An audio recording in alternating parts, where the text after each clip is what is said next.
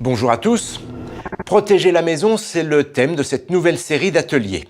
Aujourd'hui, nous allons parler du DAF, le détecteur autonome avertisseur de fumée. D'ici mars 2015, tous les logements, qu'ils soient neufs ou existants, devront être équipés. Une obligation à laquelle doivent se conformer tous les propriétaires, mais c'est l'occupant du logement, qu'il soit propriétaire ou locataire, qui va devoir veiller à son bon fonctionnement. Thierry, qui est installé dans la région de Nice, est depuis quelque temps très souvent interrogé sur cet équipement. Voici quelques éléments de réponse. Le DAF est un avertisseur sonore qui prévient les personnes en cas d'incendie. L'objectif, c'est bien sûr de limiter les dommages matériels, mais surtout d'anticiper l'évacuation des personnes qui se trouvent à l'intérieur du logement. En effet, la combustion produit des fumées qui sont particulièrement toxiques. 2 chiffres à retenir. Il se déclare en France un incendie domestique toutes les 2 minutes et 70% des incendies mortels se produisent la nuit, faute d'avertissement.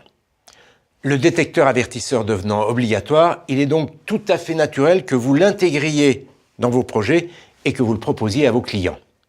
Où l'installer? En priorité dans les pièces qui présentent un risque d'incendie. Un séjour avec une cheminée, une chambre d'enfant, un grenier, un sous-sol habité. La loi prévoit un détecteur par étage et pour 50 mètres carrés habitables. Alors d'une manière générale, il est préférable de le poser au plafond, au centre de la pièce, et toujours à au moins 50 cm de tout obstacle.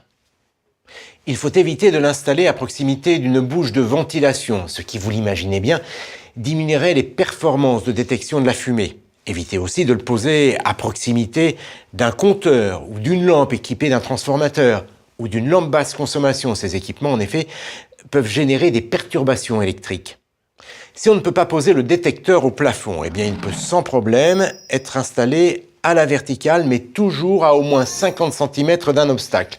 Et puis, pour les cas particuliers de plafond en forme de A, des plafonds où une poche d'air peut se former et empêcher le passage des fumées, eh bien, le détecteur doit être placé sur le plafond, mais à 50 cm du point le plus haut de la pièce. Dans certaines pièces, la cuisine, la salle de bain, le garage, les poussières ou la buée peuvent provoquer des déclenchements intempestifs. Et bien là, il est préférable d'utiliser des détecteurs de chaleur. Alors, il existe 2 grandes familles de détecteurs. Les détecteurs qui fonctionnent seuls et les détecteurs qui fonctionnent en réseau, autrement dit, qui communiquent entre eux. Pour un logement où on ne doit installer qu'un seul détecteur, on va bien sûr opter pour la première solution. En revanche, si l'on doit installer plusieurs détecteurs dans le même logement, là, il peut être intéressant de choisir des détecteurs interconnectables. Vous allez comprendre. Si un appareil détecte de la fumée, l'information va être transmise aux autres détecteurs qui vont utiliser leur propre alarme pour prévenir les personnes qui dorment à l'étage, par exemple. Certains détecteurs peuvent aussi être connectés à une centrale d'alarme. Dans ce cas, l'information sera relayée sur un téléphone portable et pourra prévenir à distance en cas d'incendie.